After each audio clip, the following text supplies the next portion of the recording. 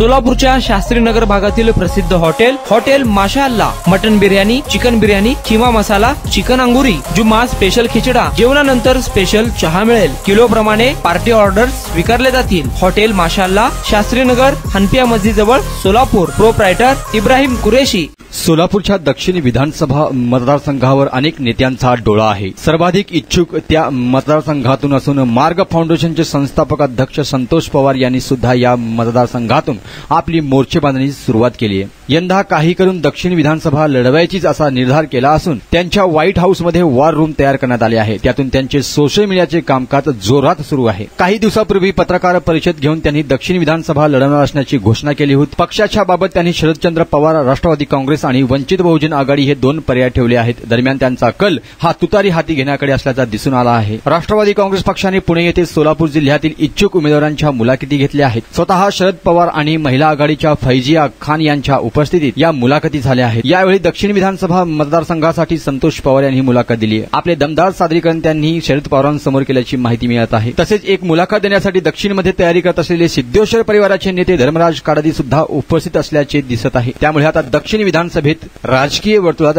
चर्चा जोरात रंगू लागल्या आहेत।